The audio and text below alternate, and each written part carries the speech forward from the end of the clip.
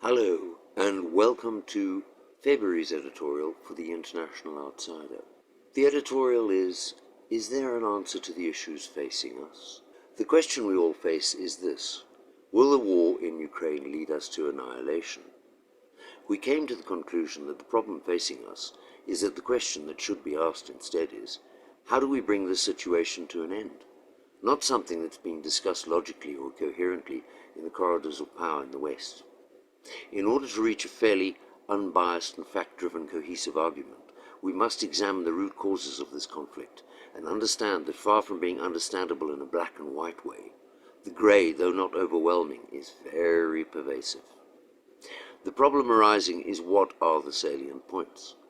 To start with, the conflict is driven, especially in the media, by ideological and emotive issues, which in essence are the clear division between the Western and Eastern rest of the globe, markedly different approaches, and the implementation of those differing versions of political systems we loosely label democratic. Saying, for example, that Russia or China is autocratic does nothing to formulate discussion, but merely enforces the Western position in regard to these two nations, which they then embody in their interactions globally, and at best is sanctimonious. Their systems are in many ways more democratic than the Western ones, more so without the constant formulation of new laws and edicts undermining the very basis of human rights so prevalent in Western nations today. The verification of this is easily available outside of references like Wikipedia, with its pronounced MSM bias, and the media outlets which are following the narrative espoused by the collective West.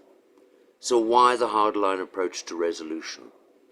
Because behind the differences are economic, financial realities of today's world, where the Western model of capitalism is falling down.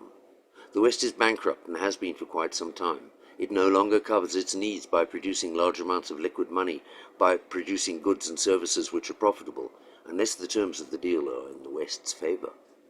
So its favored style of life is no longer affordable unless it can throw its weight or military might into the purchase and extraction of commodities and services that benefit it, which has become impossible given that the producers are no longer willing to accept the deal. An impasse has been reached where the USA Western's military is not able to conclusively cower the global producers through the threat of action, many of which are smaller nations without adequate military prowess, let alone facing the combined West. However, many have found backing from other sources like Russia, China, India, and other regional powers. Mainly because the West cannot afford to lose control of the globe, the situation in Ukraine has arisen, and with it the looming spectre of a final nuclear dance. So is there an answer?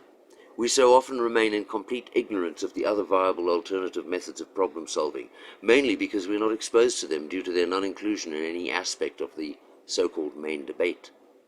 This debate is usually one-sided, with experts and a carefully orchestrated vilification or demeaning of any other views of information not confirming the current narrative, thus leaving the public totally unaware of the reality of the situation and further emboldening the politicians and those who are strategists to seek further escalation of the situation in Ukraine, so drawing us closer to World War III, or at the least, constant conflict over areas of the globe, and perhaps a close-shave showdown. Of course there is an answer.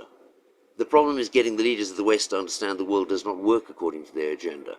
Other nations have their own agendas too. No amount of threatening, bullying, or other methods like sanctions will work, because the other players cannot be forced to comply with the demands promulgated in the West. We face war because of the intransigence among the Western elite running the show, since their path does not lead to success, but only mutual degradation, if the nuclear option is exercised, or certainly at the very least, partitioned globally into very defined camps, offering us little hope of accord in the medium term. In truth, we are the electorate, the backbone of the nation, whichever nation you choose, the funders of the public purse, and above all, the very reason we have a distinct national identity.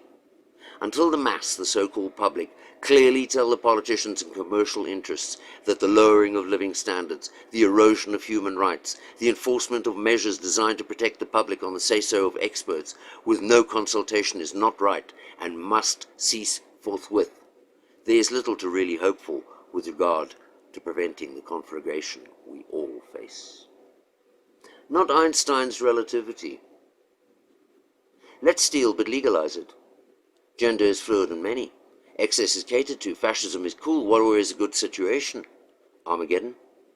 We can't survive. Really?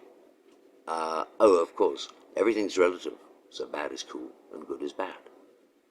I'm a little confused. My thoughts must be wrong, according to you.